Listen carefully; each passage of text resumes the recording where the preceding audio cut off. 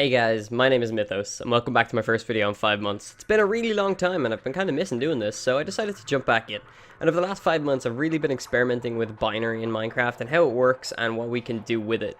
This is probably my most successful invention, and it's an absolute mess of wiring and slime blocks and everything else. But basically, it's a brewing system that will brew any potion in the game with these 4 levers. How does it work? Well, each one of these levers has its own individual output, and it will power one of these lines here. So let's just say this one here will power that one there. And that will come up and around here. It will come down here, into that, power that dust, which will power this, and it will come down into this line, into this, power this, and then power that piston. Now what does that piston do? That piston extends here, and allows for the signal to carry on through there. So when the actual power input, which isn't hooked up, is emitted, it's supposed to be a block just like right here with some dust on top, and that's supposed to carry down to there. When that power comes, it will come around here, it will go down, it will come into here. Now what does this do? This comes into here and it tracks where this piston is, so it will give a 0 or a 1 depending on where it is, and it will come out into here and then around, and it will come into this. And if there's something in the brewing stand like nether wart or something, this piston down here will extend, allowing for more signal to carry through, and it will come up and will go into here, but it would also come down here. But there's glass here, so this can't continue through there, but it can because there's sand here, and it will go through there all the way around to these two. So this is where we get another 0 or 1, and it's right now set here, so it will travel through here and hit this block here, which will power this repeater and this repeater both at the same time. But we have another bit right here, and this one will pick whether it goes to nothing, because it has to, because there's an uneven amount of potions that you can brew in Minecraft. A couple of them have to go to nothing, and that's what this one does here. But you can see on this one carries into this dust here, which will power this repeater here. But because this goes into nothing, it's not going to brew anything, and it's basically in an off state. But the piston is over this side, so it will power this block, which will power this dust, and come around here through that piece of slime right there, because you don't actually need a block, and then into this repeater, power this dust, and then power this repeater, which has a dispenser under it, or a dropper under it with nothing in it, because I haven't filled up the dispensers yet.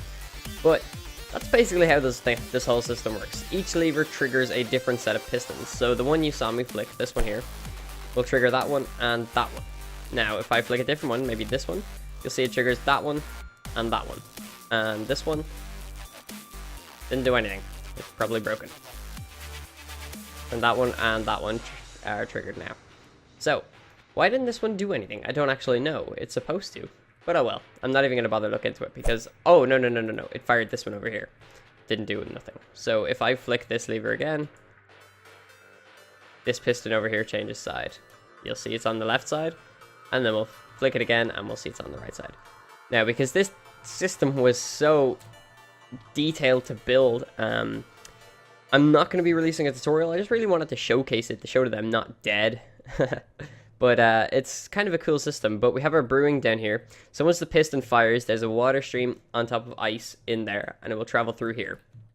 Now what's going on? Let's knock out this block. There's a dispenser or a hopper there and a hopper there. So we have pufferfish in this for some reason. Pufferfish has been firing on and off randomly. But once we have a item in here and a item in the brewing stand, so the bottom item can't travel in, we have netherwort in there. We will get another item in here. It's supposed to be netherwort, but this will come around here and it will emit a signal here, which will travel into this block, this dust, and this repeater, in turn locking that hopper right there. So once there's something in the brewing stand, this repeater, or this will be powered, coming into here and powering this. But if we have infinite brewing enabled, which means if we come down here, when the bottles come out of that, because if there's nothing in this hopper here, we will get a signal that comes through here into this block, down here, and into this repeater, which is now 4 ticks, so it will never be unpowered, or it will only unpower for long enough to let the 3 bottles come out of here. But once they hit this one, it will emit a signal here, which will travel up here, and if we have infinite brewing enabled, which is this lever over here, and this piston extends, you'll see that this can come back up, trigger that as a time pulse, and then travel back around and release another item into the system, which should have ended up around into the first hopper if we look at it there. No, unless it's pufferfish. No. Okay. So an empty dispenser triggered, which is the one we were looking at over there. But that's pretty much how this whole system works. It's quite actually detailed, and I'm pretty happy with it. I just wanted to let you guys know that I'm not dead. I am planning on getting back into making videos and all that stuff because it's something I really missed through my whole life.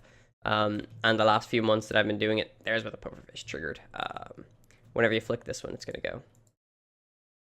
Yeah, so that's what's happening there. I need to look into that and find out why that's doing that. But, yeah, so I'll talk to you guys again sometime. Just on a side note, I was thinking of starting a survival Let's Play because I've been getting a lot into survival redstone, like this kind of stuff. And I wanted to know what you guys would think of that. So let me know in the comment section down below if you're still active and if you're still a subscriber. Because I know I did go on a big absence, and that's not fair to you guys to do. But I want to get back into this whole thing, and let me know what you guys think. So I'll talk to you again. Bye-bye.